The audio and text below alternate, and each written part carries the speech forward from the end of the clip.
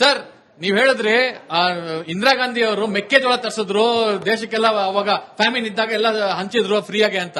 ಅದು ಮೆಕ್ಕೆಜೋಳ ಅಲ್ಲ ಸರ್, ಅದು ವೀಟ್, ಅದು ಗೋಧಿ ಬಂದಿದ್ದು. ಅದು ಅಮೆರಿಕಾಗೆ ವೇಸ್ಟ್ ಆಗಿ ಬಿದ್ದಿದ್ದ ಗೋಧಿನ ನಮ್ ದೇಶಕ್ಕೆ ತಂದು ಜನರಿಗೆ ಹಂಚಿದ್ದು. ಅವಾಗ ಎಮರ್ಜೆನ್ಸಿ ಇತ್ತು. ಭಾರತೀಯರೆಲ್ಲರೂ ಯಾರು ಕಂಪ್ಲೇಂಟ್ ಮಾಡ್ದಿರಾ ಇವತ್ತು ನಾವು ಬದುಕಿದ್ರೆ ಸಾಕಪ್ಪ ಅಂತ ಹೇಳಿ ಅದನ್ನ ಉಪಯೋಗಿಸಿದ್ರು. ಈಗ ಕಾಂಗ್ರೆಸ್ ಅವ್ರು ಏನ್ ಮಾಡ್ತಿದ್ದಾರೆ, ಈಗೇನು ನಮ್ಮ ಗ್ಯಾಸ್ಗೆ ತುರ್ತು ಪರಿಸ್ಥಿತಿ ಬಂದಿದೆ, ಅದಕ್ಕೆ ನೀವ್ ಯಾಕೆ ದೇಶ ವಿರೋಧಿ ನೀತಿ ಉಪಯೋಗಿಸ್ತಿದ್ದೀರಾ? ಯಾಕೆ ಇವಾಗ ಎಲ್ಲರನ್ನು ನೀವು ಸಪರೇಟ್ ಮಾಡ್ಬೇಕಂತಿದ್ದೀರಾ? ಈಗಲೂ ಅದೇ ನೀತಿ ಉಪಯೋಗಿಸಬೇಕು. ಅದೇ ತರ ಎಮರ್ಜೆನ್ಸಿ ಇದೆ. ಈಗ ನಾವೆಲ್ಲರೂ ಒಂದಾಗಿ ಹೇಗೆ ಬದುಕಬೇಕು ಅನ್ನೋದನ್ನ ನೀವು ಜನರಿಗೆ ತಿಳಿಸಬೇಕು. ಅದನ್ನ ಬಿಟ್ಟು ನೀವು ಯಾಕೆ ಈ ತರ ದೇಶ ವಿರೋಧಿ ನೀತಿ ಉಪಯೋಗಿಸ್ತಿದ್ದೀರಾ ಅಂತ ಕೇಳ್ತಾ ಇದ್ದೀನಿ. ನೋಡಿ, ಈ ದೇಶಕ್ಕೆ ಸಂವಿಧಾನ, ಸ್ವಾತಂತ್ರ್ಯ, ರಾಷ್ಟ್ರಗೀತೆ, ರಾಷ್ಟ್ರ ಧ್ವಜ ಕೊಟ್ಟಿರೋದು ಕಾಂಗ್ರೆಸ್. ನೀವು ಒಂದು ಮಾತು ಹೇಳಬೇಕಾದ್ರೆ 100 ಸರಿ ಯೋಚನೆ ಮಾಡಬೇಕು. ಆಮೇಲೆ ಅಶೋಕ್ ಗೌಡ್ರು ಮಾತಾಡ್ತಾ ಏನೋ ನಮ್ಮ ಕಾಂಗ್ರೆಸ್ನವರ ಚರಿತ್ರೆ, ಪ್ರಧಾನಿಗಳ ಚರಿತ್ರೆ ಅಂದ್ರು. 90 ವರ್ಷ ಅವರನ್ನ ಕಾನೂನು ಸಚಿವರು ಮಾಡಿದ್ದು ಕಾಂಗ್ರೆಸ್, ಅವರನ್ನ ಕಾನೂನು ಸಚಿವರು ಕರಡು ಸಮಿತಿ ಅಧ್ಯಕ್ಷ ಮಾಡಿದ್ದು ಕಾಂಗ್ರೆಸ್. ನಾನು ಮತ್ತೆ ಕೇಳ್ತಿದ್ದೀನಿ ಸರ್, ಅವ್ರು ಕೇಳಿದ್ದು ಕಾಂಗ್ರೆಸ್ ವಿರೋಧ ಪಕ್ಷವಾಗಿ ಮಾಡ್ತಾ ಇರುವ ವರ್ತನೆ ಬಗ್ಗೆ ಅನುಮಾನ ಇದೆ, ದೇಶದ ಜೊತೆ ನಿಲ್ತಾ ಇಲ್ಲ, ದೇಶದ ವಿರೋಧವಾಗಿ ನಡ್ಕೊಳ್ತಿದೆ ಅನ್ನೋ. ಹೇಳಿ ಸರ್. ನಾವು ಸಂಸತ್ತಲ್ಲೂ ಪ್ರಶ್ನೆ ಎತ್ತಿದೀವಿ, ಸಂಸತ್ ಹೊರಗಡೆನೂ ಪ್ರಶ್ನೆ ಎತ್ತಿದೀವಿ. ಆದ್ರೆ ದೇಶದ ಇತಿಹಾಸದಲ್ಲಿ ಸಂಸತ್ತಲ್ಲಿ ಉತ್ತರ ಕೊಡದಲ್ಲೇ ಮೋದಿ ಅವರೇ ಪಲಾಯನವಾದ ಮಾಡಿದ್ದಾರೆ. ಅಂದ್ರೆ ನಾವು ಯುಎಸ್ ಮೇಲೆ ಎಷ್ಟು ಡಿಪೆಂಡ್ ಆಗಿದೀವಿ ಅಂತಂದ್ರೆ, ಅವ್ರು ಹೇಳ್ದಂಗೆಲ್ಲ ಕೇಳೋದು. ಅವ್ರು ರಷ್ಯಾ ಆಯಿಲ್ ತಗೊಳ್ಳಿ ಅಂತಂದ್ರೆ ಆಯ್ತು ತಗೋಬೇಕು, ಅವ್ರು ಹೇಳ್ದಂಗೆ ಕೇಳಬೇಕು, ಎಲ್ಲಾನು ಮಾಡಬೇಕು, ಪ್ರತಿಯೊಂದು ಅವ್ರು ಹೇಳ್ದಂಗೆ ಕೇಳ್ದಂಗೆ ಮಾಡಬೇಕು. ಇದರಿಂದ ಏನಾಗ್ತಿದೆ, ಅವ್ರು ಹೇಳ್ದಂಗೆ ಕೇಳ್ದಂಗೆ ಮಾಡ್ತಿದ್ದು ನಮ್ದು ಇಂಪೋರ್ಟ್ ಇಂದ ಬರ್ತಿರೋ ಪ್ರೈಸಸ್ ಹೆಚ್ಚಿಗೆ ಆಗ್ತಿದೆ. ಇಂಪೋರ್ಟ್ ಇಂದ ಪ್ರೈಸಸ್ ಎಷ್ಟು ಹೆಚ್ಚಿಗೆ ಆಗ್ತಿದೆ ಅಂದ್ರೆ ನಮ್ದು ರುಪೀಸ್ ಕೆಳಗಡೆ ಬೀಳ್ತಿದೆ. ರುಪೀಸ್ ಕೆಳಗಡೆ ಬಿದ್ದು ನಮ್ಮ stock market total annual growth per year ಅಲ್ಲಿ ನಮ್ದು 12% ಇರುತ್ತೆ ಪ್ರತಿ ವರ್ಷ. ಆದ್ರೆ ವಿತಿನ್ 14 days ನಮ್ದು 10% ಕೆಳಗಡೆ ಹೇಳ್ತಿದೆ. ನಮ್ದು ಓವರ್ ಡಿಪೆಂಡೆನ್ಸಿ ಯುಎಸ್ ಮೇಲೆ ಇಲ್ಲ. ದಯವಿಟ್ಟು ಡೇಟಾ ತೆಗೆದು ನೋಡಿ, ನಮ್ದೇನೋ ಅವ್ರ ಮೇಲೆ ಜಾಸ್ತಿ ಓವರ್ ಡಿಪೆಂಡೆನ್ಸಿ ಇಲ್ಲ. ಇಲ್ಲಿ ಏನಂದ್ರೆ ನಾವು ಅರ್ಥ ಮಾಡ್ಕೊಳ್ಳೋದು, ನೀವು ಪ್ರೆಸಿಡೆಂಟ್ ಟ್ರಂಪ್ ಅವ್ರ ಬಗ್ಗೆ ಮಾತಾಡೋದಾದ್ರೆ ಅವರು ಒಂದು ಸ್ಟೇಟ್ಮೆಂಟ್ ಮುಂಚೆನೆ ಕೊಟ್ಟಿರ್ತಾರೆ, American economy was a dead economy before I became president ಅಂತ ಮಾತಾಡ್ತಾರೆ. ಇವತ್ತು ಅವ್ರು ಹೇಳ್ತಾರೆ it has become wonderful economy ಅಂತ. ನಾವು ಆ ತರದ ವ್ಯಕ್ತಿಯ ಬಗ್ಗೆ ನಾವು ಒಂದು ಸ್ಟೇಟ್ಮೆಂಟ್ ನ ನಂಬುವಂತದ್ದು ಬೇಡ ಅನ್ನುವಂಥದ್ದು ನಂದು. ಇರಾನ್ ಮೇಲೆ ಅಟ್ಯಾಕ್ ಆಗಿದ್ದು ಎಲ್ಲರಿಗೂ ನೋವಿದೆ. ಉಮರ್ ಸರ್ ನಿಮ್ಗೂ ನೋವಿದೆ, ನಮ್ಮ ಕಾಂಗ್ರೆಸ್ ಅವರಿಗೆ ಇವತ್ತು 22 ದಿನ ತುಂಬಾ ನೋವಲ್ಲೇ ಇದ್ದಾರೆ, ನಮಗೂ ಇದೆ ಅಂತ ಹೇಳಿ. ಒಂದ್ ನಿಮಿಷ, 180 ಜನ ಸ್ಕೂಲ್ ಮಕ್ಕಳು ಇರಾನ್ ಮೇಲೆ ಬಾಂಬ್ ಬಿದ್ದಿ 180 ಜನ ಮಕ್ಕಳು ಸಾಯ್ತಾರೆ. ಇಡೀ ದೇಶದಲ್ಲಿ ಬಹಳ ನೋವು ತಿಂದ್ರು ನಮಗೂ ನೋವಿದೆ. ಅದೇ ಅಫ್ಘಾನಿಸ್ತಾನ್ ಮೇಲೆ ಪಾಕಿಸ್ತಾನ ಬಾಂಬ್ ಹಾಕಿ 400 ಜನ ಮಕ್ಕಳು ಸತ್ತಾಗ ಊದೋ ಪಿಪಿ ಹಂಗೆ ಸೌಂಡ್ ನಿಂತೋಗುತ್ತೆ. ಮುಸ್ಲಿಂ ಅವ್ರ ಮೇಲೆ ಹೊಡೆದ್ರೆ ಯಾರಿಗೂ ನೋವಿಲ್ಲ. ಒಂದ್ ನಿಮಿಷ ರೀ, ಇನ್ನೊಂದು ದೇಶ ಬಂದು ಇರಾನ್ ಮೇಲೆ ಅಟ್ಯಾಕ್ ಮಾಡಿದ್ರೆ ಅವಾಗೆಲ್ಲ ನೋವುತ್ತೆ. ಯಾಕೆ ಡಬಲ್ ಸ್ಟ್ಯಾಂಡರ್ಡ್ಸ್? ಅವರು ಮಕ್ಕಳಲ್ವಾ? ಇಸ್ರೇಲ್ ನಲ್ಲಿ ಬಾಂಬ್ ಹಾಕಿದ್ರೆ ಕೂಡ ಅಲ್ಲಿ ಕೂಡ ಮಕ್ಕಳು ಸತ್ತೋದ್ರೆ ನಮ್ ಮನಸ್ಸು ನೋವು. ಅದೇನೋ ಮುಸ್ಲಿಂ ಬ್ಲಡ್ ಬಂದು ಶ್ರೇಷ್ಠ, ಬೇರೆಯೊಬ್ರು ಬ್ಲಡ್ ಬಂದು ಕಡಿಮೆ ಅಂತ ಇಲ್ಲ. ಅನ್ಯಾಯ ಎಲ್ಲಾದ್ರೂ ನಾವು ಬಂದು ಧ್ವನಿ ಎತ್ತಬೇಕಾಗಿದೆ. ಇಲ್ಲ ನಮ್ಗಿಲ್ಲ ಅಂತಿಲ್ಲ. ನಾವೇನ್ ಹೇಳ್ಕೋತೀವಿ ಅಂದ್ರೆ, ಪಾಕಿಸ್ತಾನ ಬಂದು ಇವಾಗ ರಮದಾನ್ ನಲ್ಲಿ ಅಫ್ಘಾನಿಸ್ತಾನಲ್ಲಿ ದಾಳಿ ಮಾಡಿದೆ, 200 ಜನರು ತೀರೋಗಿದ್ದಾರೆ, 400 ಅಂತ ಹೇಳ್ತಿದ್ರ. ನಾವು ಖಂಡಿಸಬೇಕು, it this against the international law. ಇಲ್ಲ ಖಂಡಿಸಬೇಕು, ಎಲ್ಲರೂ ಖಂಡಿಸಬೇಕಾಗಿದೆ. ನೋಡಿ, ಇಲ್ಲಿ ಬಂದು ಮಾನವೀಯತೆಯನ್ನ ಮುಂದೆ ಇಟ್ಕೊಳ್ಬೇಕಾಗಿದೆ. ಸೊ ಅದೇ ರೀತಿ 180 ಹುಡುಗಿಯರನ್ನ ಕೊಂದಾಕುವಾಗ, ಅಮೆರಿಕ ಕೊಂದಾಕುವಾಗ ಅದರ ವಿರುದ್ಧ ಕೂಡ ನಾವು ಧ್ವನಿ ಎತ್ತಬೇಕಾಗಿದೆ. ಈಗ ಪ್ರಶ್ನೆ ಇರೋದು ಅಮೆರಿಕ ಅಧ್ಯಕ್ಷ ಮತ್ತು ಭಾರತದ ಪ್ರಧಾನಿ. ಅಮೆರಿಕದ ಅಧ್ಯಕ್ಷನನ್ನ ಭಾರತದ ಪ್ರಧಾನಿ ಏನಂತ ನೋಡ್ತಾ ಇದ್ದಾರೆ ಅಂದ್ರೆ, ಒಬ್ಬ ಮೆಂಟಲ್ ಪೇಷಂಟ್ ಹತ್ರ ನೋಡ್ತವ್ರೆ. ಉತ್ತಮವಾದ ಡಾಕ್ಟರ್ ಭಾರತದಲ್ಲಿದ್ದು ಅಮೆರಿಕ ಮೆಂಟಲ್ ಅನ್ನ ಮೇಂಟೈನ್ ಮಾಡ್ತಾ ಇದ್ದಾರೆ. ಶಿವಮೊಗ್ಗದಲ್ಲಿ ಒಂದು HP ಗ್ಯಾಸ್ ನಲ್ಲಿ ಬುಕ್ ಆಗುತ್ತೆ. ಯಾವತ್ತಾಗುತ್ತೆ? 13ನೇ ತಾರೀಕು ಗ್ಯಾಸ್ ಬುಕ್ ಆಗುತ್ತೆ, 14ನೇ ತಾರೀಕು ಡೆಲಿವರಿ ಆಗುತ್ತೆ.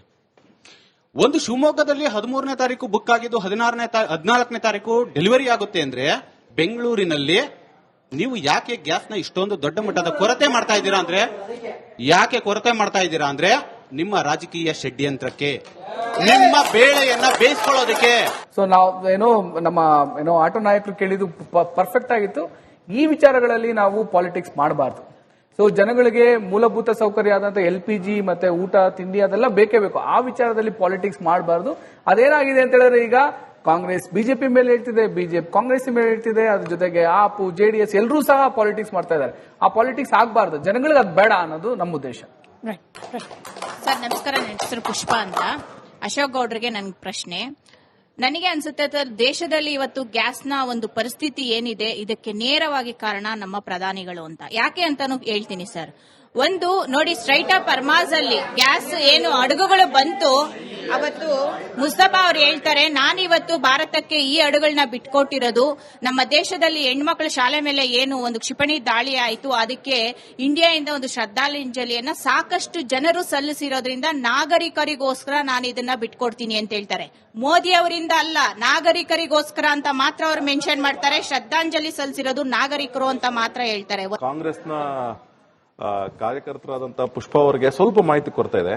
ನಾವು LPG ಮೇಲೆ ಏನ್ ಡಿಪೆಂಡೆನ್ಸಿ ಇತ್ತು ನಮಗೆ ಗಲ್ಫ್ ಕಂಟ್ರಿಗಳ ಮೇಲೆ, ಅದು ತುಂಬಾ ಕಡಿಮೆ ಆಗಿದೆ. ಜೊತೆಗೆ ಇನ್ನೊಂದೇನಂದ್ರೆ ಕಡಿಮೆ ಆಗ್ತಾ ಹೋಗ್ತಾ ಇದೆ. ಜೊತೆಗೆ ನಾವು ಈಗ ಈ ಕ್ರೈಸಿಸ್ ನ ಮ್ಯಾನೇಜ್ ಮಾಡಕ್ಕೋಸ್ಕರ ಏನ್ ಮಾಡ್ತಾ ಇದೀವಿ ಅಂತ ಹೇಳಿದ್ರೆ, ಕೆನಡಾ ಇಂದ ಹಿಡ್ಕೊಂಡು, ರಷ್ಯಾ ಇಂದ ಹಿಡ್ಕೊಂಡು, ಯುಕ್ರೇನ್ ಇಂದ ಹಿಡ್ಕೊಂಡು, ವೆಸ್ಟ್ ಆಫ್ರಿಕನ್ ಕಂಟ್ರೀಸ್ ಇಂದ ಹಿಡ್ಕೊಂಡು ನಾವು ಈಗಾಗಲೇ ಗ್ಯಾಸ್ ನ ತರಿಸ್ಕೊಂಡಿದೀವಿ. ಅದಕ್ಕೆ ಈಗಾಗಲೇ ನಮ್ಮ ಕೇಶವ್ ಸರ್ ಉತ್ತರ ಕೊಟ್ಟಿದ್ದಾರೆ, ಎಷ್ಟು ದಿನ ಆಗುತ್ತೆ ಏನೇನು ಅಂತ ಹೇಳಿದ್ದಾರೆ. ಅದು ಸ್ಟಾಟಿಸ್ಟಿಕಲಿ ಅಬ್ಸಲ್ಯೂಟ್ಲಿ ರೈಟ್. ಜೊತೆಗೆ ಅದಾದ್ಮೇಲೆ ಆ ಎಲ್ಲ ಅಡುಗೆಗಳು ಭಾರತಕ್ಕೆ ಬಂದು ತಲುಪಿದಾಗ ಖಂಡಿತವಾಗ್ಲೂ ಕ್ರೈಸಿಸ್ ಇರಲ್ಲ. ಜೊತೆಗೆ ಒಂದು, ಎರಡನೇದು, ನೀವು ಆಗ್ಲಿಂದ ನಾನು ಹೇಳಬೇಕು ಅಂತಿದ್ದು, ಈಗ ನಾನು ಸ್ಟಾಟಿಸ್ಟಿಕ್ಸ್ ನೋಡ್ತಾ ಇದ್ದೆ, ಭಾರತದಲ್ಲಿ ಕೋವಿಡ್ ಇಂದ ಸತ್ತಂತವರು, ನೀವು ಒಂದು ಈ ಎಕ್ಸಾಂಪಲ್ ನಿಮಗೆ ಸೆಟ್ ಆಗ್ತದೆ. ಭಾರತದಲ್ಲಿ ಕೋವಿಡ್ ಸತ್ತೋದಂತವರು 5,33,000 ಜನ ಅಫಿಷಿಯಲ್. ಅದೇ ಚೈನಾದಲ್ಲಿ 14,10,000 ಜನ. US ಅಲ್ಲಿ ಎಂತಹ ಬಲಿಷ್ಠವಾದಂತಹ ದೇಶ 11,60,000 ಜನ ಸತ್ರು. ಅಂದ್ರೆ ಭಾರತದಲ್ಲಿ 140 ಕೋಟಿ, ಚೈನಾದಲ್ಲಿ 145 ಕೋಟಿ ಆವತ್ತಿಗೆ ಪಾಪ್ಯುಲೇಷನ್, ಆಮೇಲೆ ಅಮೆರಿಕದಲ್ಲಿ 36 ಕೋಟಿ ಪಾಪ್ಯುಲೇಷನ್. ಅಂದ್ರೆ ನೀವೇ ಯೋಚನೆ ಮಾಡ್ಕೊಳ್ಳಿ, ಭಾರತವನ್ನು ರಕ್ಷಣೆ ಮಾಡಿದ್ದು, ಭಾರತೀಯರ ರಕ್ಷಣೆ ಮಾಡಿದ್ದು ಯಾರು? ಅದಕ್ಕೆ ವಿಶ್ವಾಸ ಇದೆ. ಒಂದ್ ನಿಮಿಷ, ವಿಶ್ವಾಸ ಇದೆ. ಜೊತೆಗೆ ಭಾರತ ಸದೃಢ ಭಾರತ ನೋಡಿ. ಒಂದ್ ನಿಮಿಷ, ಭಾರತದಲ್ಲಿ ನರೇಂದ್ರ ಮೋದಿ ಅವರಿಗೆ ವಿಶ್ವ ಒಪ್ಪಿಕೊಂಡು 29 ಇಂಟರ್ನ್ಯಾಷನಲ್ ಅವಾರ್ಡ್ಸ್ ಕೊಟ್ಟಿದೆ. ಇನ್ನ ಬೇರೆ ಬೇರೆ ಅವಾರ್ಡ್ಸ್ ಅದೆಲ್ಲ ಸೇರಿಸ್ಕೊಂಡ್ರು ಸಹ ತತ್ಸುಮಾರು ಒಂದು 80 ಅವಾರ್ಡ್ಸ್ ಗಳನ್ನ ಮೋದಿ ಅವರು ಕೊಟ್ಟಿದ್ದಾರೆ. ಏನು ಕೊಟ್ಟಿದ್ದಾರೆ ಅಂದ್ರೆ ಒಂದ್ ನಿಮಿಷ ಏನು ಕೊಟ್ಟಿದ್ದಾರೆ ಅಂದ್ರೆ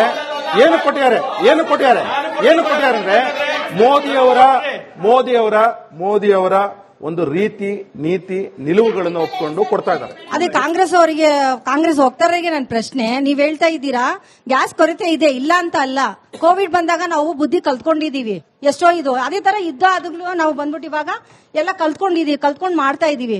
ನಿಮ್ಗೇನಂದ್ರೆ ದೇಶದ ಮೇಲೆ ನಿಮ್ಗೆ ನಿಜವಾಗ್ಲೂ ಇದಿಲ್ಲ. ಕಾಂಗ್ರೆಸ್ ಅವರಿಗೆ ಏನಂದ್ರೆ ಮೋದಿ ಅವ್ರನ್ನ ಏನಾದ್ರೂ ಒಂದು ಇದು ಹೇಳ್ಬೇಕು, ಅದ್ರ ಮೇಲೆನೆ ನೀವು ನಿಮ್ಮ ಫೋಕಸ್ ಇದೆಯಾ. ಒಟ್ಟು ನಿಜವಾಗ್ಲೂ ಬಂದ್ಬಿಟ್ಟು ದೇಶಕ್ಕೆ ಸಿಲಿಂಡರ್ ತರಿಸಬೇಕು, ಒಳ್ಳೇದಾಗ್ಬೇಕು ಅನ್ನೋ ಉದ್ದೇಶ ನಿಮ್ಗೆ ಇಲ್ವೇ ಇಲ್ಲ. ಮೇಡಮ್ ಅವರೇ, ನರೇಂದ್ರ ಮೋದಿ ಅವರು ನಾಡನ್ನ ಉದ್ದೇಶಿಸಿ ನಿಮಗೆ ಈ ರೀತಿ ತೊಂದರೆ ಆಗಿದೆ, ನಾವಿದ್ದೇವೆ ಅಂತ ಹೇಳತ್ತ ಬಿಟ್ಟು ಕೇವಲ ಚುನಾವಣಾ ಪ್ರಚಾರ, ನಾನು ಮೊದಲು ಹೇಳಿದ್ನಲ್ಲ ಊರ ಹೆಸರು, ಮಣಿಪುರ, ಗುವಾಹಟಿ, ಅಸ್ಸಾಮು, ತಮಿಳುನಾಡು, ಕೊಚ್ಚಿ, ಎರ್ನಾಕುಲಂ, ಇಲ್ಲಿಗೆ ಹೋಗಿ ಮತ ಭಿಕ್ಷೆ ಬೇಡ್ತಾ ಇದ್ದಾರೆ. ನಮಗೆ ಬರ್ಬೇಕಾದ ದೇಶದ ಆ ಚುನಾವಣೆ ರಾಜ್ಯಗಳಿಗೆ ಕೊಟ್ಟಿದ್ದಾರೆ. ನಿಮ್ಮಲ್ಲಿ ಪರಿಚಿತವಾಗಿಲ್ಲ. ನೀವು ಮೋದಿ ಭಕ್ತರಾಗೋದು ಬಿಟ್ಟು ಭಾರತೀಯ ನಾಗರಿಕರಾಗಿ. ಎವ್ರಿ ಇಯರ್ ಈ ಗ್ಲೋಬಲ್ ಕ್ಲೈಮೇಟ್ ಚೇಂಜ್ ಸಮಿಟ್ ಅಂತ ನಡೆಯುತ್ತೆ ಪ್ಯಾರಿಸ್ ಅಲ್ಲಿ. ನೆಕ್ಸ್ಟ್ ಇಯರ್ ಬ್ರೆಜಿಲ್ ನಡೀತದೆ.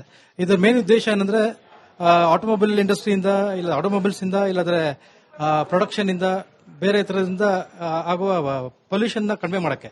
ಬಟ್ ಇವಾಗ ವಾರ್ ಆಗ್ತಾ ಇದೆಯಲ್ಲ, ವಾರಿಂದ ಆಗ್ತಾರ ಪೊಲ್ಯೂಷನ್ ಕಡಿಮೆ ಮಾಡಕ್ಕೆ ಯಾಕೆ ಯುನೈಟೆಡ್ ನೇಷನ್ಸ್ ಸೈಲೆಂಟ್ ಆಗಿದ್ದಾರೆ, ಬೇರೆ ರೆಸ್ಪಾನ್ಸಿಬಲ್ ಕಂಟ್ರೀಸು ಸೈಲೆಂಟ್ ಆಗಿದ್ದಾರೆ. ಯಾವುದೇ ಒಂದು ನಿಲುವು ತಗೊಂಡು ವಾರ್ ನಿಲ್ಸೋದಕ್ಕೆ ಏನಾದ್ರು ಪ್ರಯತ್ನ ಮಾಡ್ಬೇಕಲ್ವಾ? ಏನಕ್ಕೆ ಇದಾಗ್ತಾ ಇಲ್ಲ ಅಂತ ಕೇಳ್ತಾ ಇದ್ದಾರೆ ನನ್ನ ಪ್ರಶ್ನೆ. ಕಳಕಳಿ ಸರಿಯಾಗಿದೆ, ಆದ್ರೆ ಅದಕ್ಕೆ ಸಂಬಂಧಪಟ್ಟ ರಾಷ್ಟ್ರಗಳು ಇದನ್ನು ಯೋಚನೆ ಮಾಡಬೇಕು. ಯಾಕೆಂದ್ರೆ ಇಷ್ಟೊಂದು ಪೊಲ್ಯೂಷನ್ ಆಗ್ತಿರೋದು ನಿಜ, ಅದಕ್ಕಿಂತ ಹೆಚ್ಚಿನ ಲೈವ್ಸ್ ಕಳ್ಕೊತಾ ಇದೀವಿ ಎಲ್ಲ ಕಡೆ. ಯುದ್ಧ ಸದ್ಯದ ಸ್ಥಿತಿಯಲ್ಲಿ ಯಾರಿಗೂ ಬೇಡ. ಭಾರತ ಅದನ್ನ ಪದೇ ಪದೇ ಹೇಳ್ತಾ ಇದೆ, ಈಗ ಯುದ್ಧದ ಸಮಯವಲ್ಲ, ಯುದ್ಧ ಮಾಡೋದು ಬೇಡ ಅನ್ನೋದನ್ನೇ ಭಾರತ ಹೇಳ್ತಾ ಇದೆ. ಬಹುಶಃ ಇವತ್ತು ಎಲ್ಲ ಬ್ರಿಕ್ ರಾಷ್ಟ್ರಗಳು ಒಂದಾಗಿ ಭಾರತ, ಯಾಕಂದ್ರೆ ಇಲ್ಲಿ ಇರಾನ್ ಮೇಲೆ ಜಾಸ್ತಿ ಕ್ಲೇಮ್ ಇರೋದು ಚೈನಾಗೆ 91% ಆಯಿಲ್ ಅವ್ರು ಕೊಡ್ತಾರೆ. ಸೊ ಹಂಗಾಗಿ ಅವ್ರು ಯಾವತ್ತು US ಇದರಲ್ಲಿ ಗೆಲ್ಲೋದು ಅವ್ರಿಗೆ ಇಷ್ಟ ಇರಲ್ಲ. ಯಾರಿಗೆ? ಇರಾನ್ಗೆ, ಚೈನಾಗೆ ಮತ್ತೆ ರಷ್ಯಾಗೆ. ಸೊ ಹಾಗಾಗಿ ಇವಾಗ ಬ್ರಿಕ್ ರಾಷ್ಟ್ರಗಳಾದ್ರೆ ಇವರೆಲ್ಲರೂ ಒಟ್ಟಿಗೆ ಬರ್ತಾರೆ. ಸೊ ಬ್ರಿಕ್ ರಾಷ್ಟ್ರಗಳೆಲ್ಲರೂ ಒಟ್ಟಿಗೆ ಸೇರಿ ಬಹುಶಃ ಯುದ್ಧ ನಿಲ್ಲಿಸುವಂತ ಪ್ರಯತ್ನ ಮಾಡ್ಲಿ ಅನ್ನುವಂಥದ್ದು. ಇರಾನ್ ಕೂಡ ಅವ್ರ ಫಾರಿನ್ ಮಿನಿಸ್ಟರ್ ಒಮ್ಮೆ ಕರೆ ಕೊಟ್ಟಿದ್ರು, ಮೋದಿಜಿ ಅವ್ರಿಗೂ ಕರೆ ಕೊಟ್ಟರು, ಬ್ರಿಕ್ ರಾಷ್ಟ್ರಗಳಿಗೂ ಕರೆ ಕೊಟ್ಟರು, ದಯವಿಟ್ಟು ನೀವು ಇನಿಶಿಯೇಟ್ ಮಾಡಿ ಅನ್ನುವಂಥದ್ದನ್ನ ಕರೆ ಕೊಟ್ಟಿದ್ದಾರೆ. ಬಹುಶಃ ಅದಾಗ್ಲಿ ಅಂತ ನಾನು ಈ ಚಾನೆಲ್ ಮೂಲಕನೂ ಕೇಳ್ಕೊತೀನಿ. ಪ್ರಶ್ನೆ ಮೇಡಮ್.